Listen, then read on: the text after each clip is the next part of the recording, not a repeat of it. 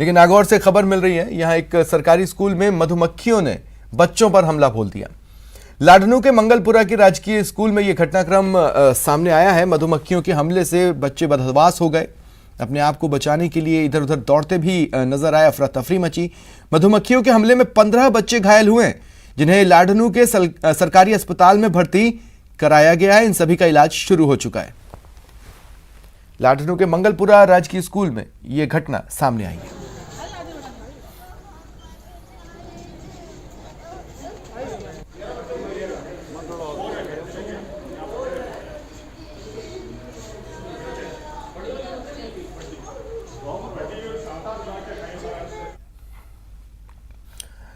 पूर्व मुख्यमंत्री वसुंधरा राजे ने एक ट्वीट किया।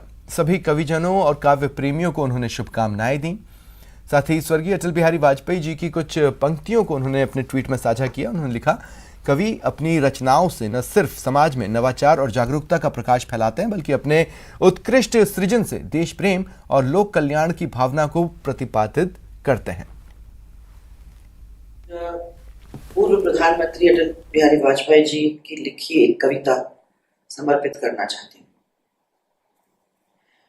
उजियारे में, अंधकार में, कल कहार में, बीच धार में, घोर घृणा में, पूत प्यार में, क्षणिक जीत में, दीर्घ हार में, जीवन के शत शत आकर्षक अरमानों को ढलना होगा, कदम मिलाकर चलना होगा, कदम मिलाकर चलना होगा।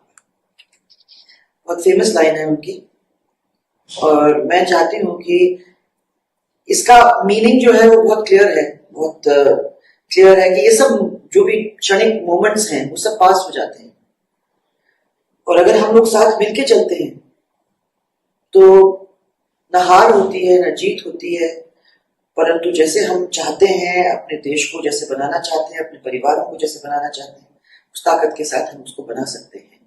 इतनी हमें शक्ति है। आज विश्व वानिकी दिवस है। धरती पर जीवन की निरंतरता वनों से ही जुड़ी है।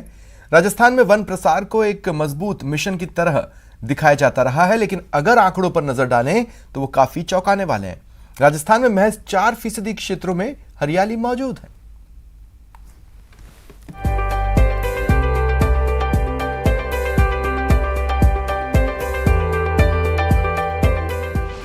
विश्व वानिकी दिवस, हरियाली खो रही धरती, बढ़ रहा प्रदूषण का प्रकोप। जब तक धरती पर वन है तब तक जीवन है। धरती पर जीवन की निरंतरता वनों से ही जुड़ी है। जैसे जैसे समय बदला, हालात भी बदल गए। विकास के नाम पर जंगल काटे जा रहे हैं, जिनसे पर्यावरण संतुलित रहता था वही समाप्त होने लगे। लिहाजा जलवायु परिवर्तन का असर भी दिखने लगा है। मौसम ऋतु परिवर्तन के अब कोई मायने नहीं है। बारिश कभी भी आ जाती है, गर्मी हर बार रिकॉर्ड तोड़ती है, ठंड हर साल कहर बरपाती है। इन हालात को सुधारने के लिए हर साल विश्व वानिकी दिवस पर लोगों को जागरूक करने की कोशिश की जाती है।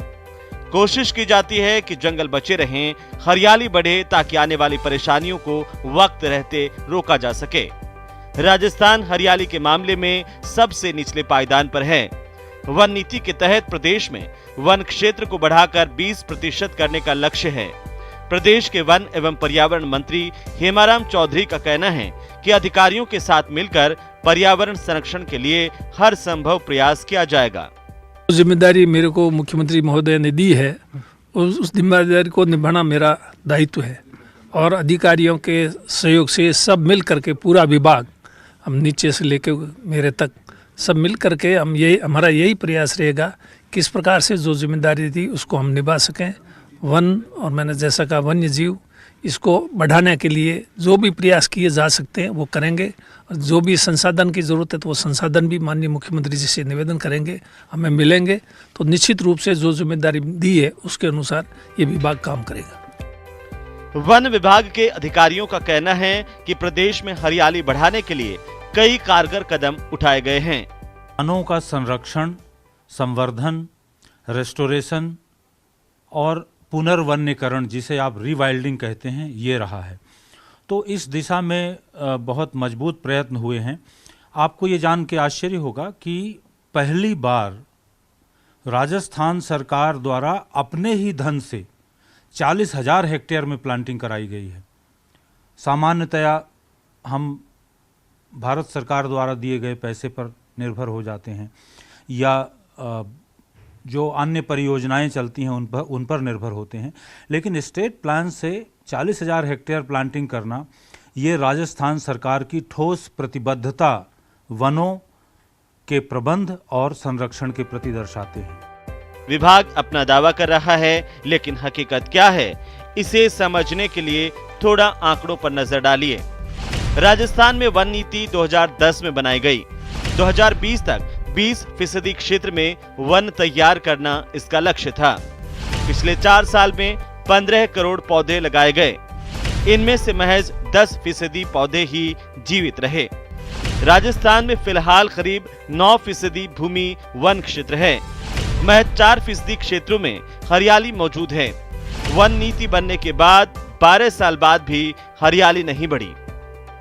फिलहाल एक अरसे से राजस्थान में वन प्रसार को एक मजबूत मिशन की तरह दिखाया जाता रहा है, लेकिन हर साल अच्छा बजट मिलने के बाद भी दशक से अधिक बीत गया, लेकिन परिणाम शून्य ही है।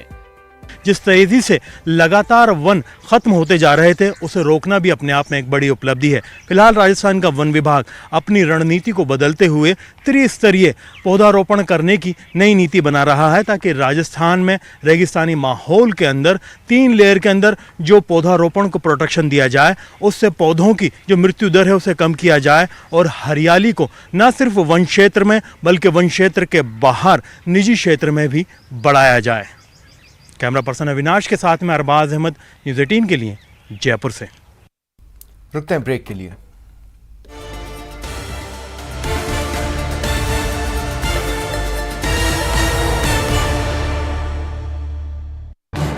इस न्यूज हेडलाइंस के प्रायोजक पेट सफा आयुर्वेदिक जूस। पेट सफा, हर रोग दफा।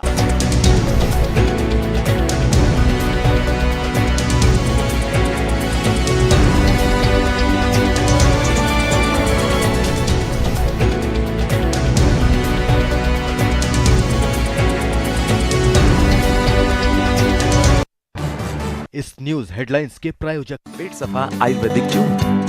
पेट सफा, हर रोग दफा।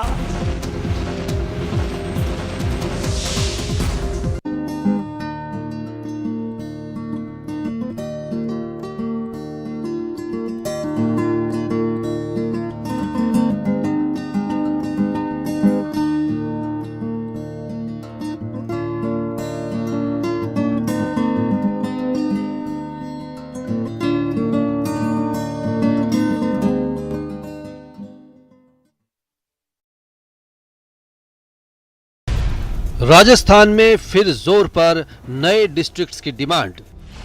कमेटी गठित, अब रिपोर्ट का इंतजार। मिशन 2023 से पहले डिस्ट्रिक्ट्स पर दंगल तेज। नए जिलों से जीत वाली पॉलिटिक्स। जब तक बालोतरा जिला नहीं बनेगा, चाहे बाहर हो, चाहे घर में हो, चाहे विधानसभा हो, चाहे क्षेत्र हो, कहीं भी हमारा जूतों से कोई वास्ता नहीं है। हमारा एक ही मकसद है, हमारा बालोतरा जल्दी जिला बने, और जब तक नहीं बनेगा तब तक इस प्रण के ऊपर हम खड़े उतरे। नए जिले की मांग को लेकर पचपदरा विधायक मदन प्रजापत का प्रण तो सुन लिया। इनके जैसे दूसरे विधायक भी हैं। ऐसा कोई प्रण तो नहीं लिया, लेकिन मांग है नए जिले बनाने की। सबके अपने तर्क हैं, अपनी मांग है। मिशन 2023 सामने है और नए जिलों से वोट बैंक भी जुड़ा हुआ है। दरअसल क्षेत्रफल के लिहाज से राजस्थान बड़ा राज्य है, लेकिन यहाँ जिलों की संख्या मध्य प्रदेश की तुलना में बेहद कम है। मध्य प्रदेश में अभी 50 से ज्यादा जिले हैं, जबकि राजस्थान में सिर्फ 33 जिले हैं। लंबे समय से राजस्थान में नए जिलों के गठन की मांग उठती रही है, लेकिन अब सरकार इस मुद्दे पर गंभीरता से काम कर रही है। नए जिलों के लिए हाई पावर कमेटी का गठन। रिटायर्ड IAS अफसर राम लुभाया को कमेटी की जिम्मेदारी। इस कमेटी में ग्रामीण विकास और राजस्व समेत दूसरे कई विभागों के अफसर भी शामिल। ये कमेटी 6 महीनों में अपनी रिपोर्ट सरकार को सौंपेगी। और भौगोलिक दृष्टि से जो जगह हमने पनियाला मोड़ को चूज किया, उस जगह पे अगर जिला बनता है तो हमारे सभी विधायकों को और हमें सबको कोई आपत्ति नहीं है। और वो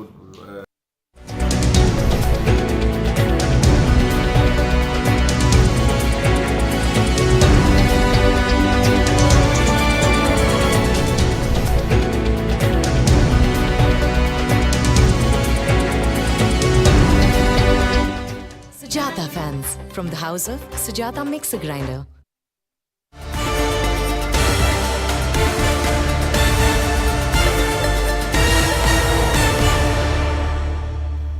जीवन में मेहनत और लगन से कुछ भी संभव है।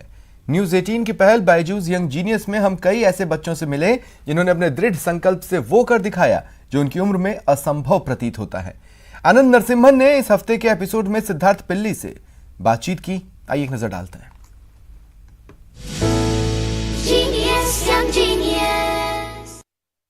यंग जीनियस के इस सफर में हम एक ऐसे होनहार बच्चे से मिले जो उस उम्र में कमा रहा है, कंपनी चला रहा है, प्रोजेक्ट्स बना रहा है, आईआईटी के साथ काम कर रहा है, जिस उम्र में हम गिल्ली डंडा क्रिकेट खेलने में मसरूफ रहते थे। आइए पूछते हैं सिद्धार्थ पिल्ली से कि उन्हें यंग जीनियस में आकर कैसा लगा। Hi Siddharth, how are you?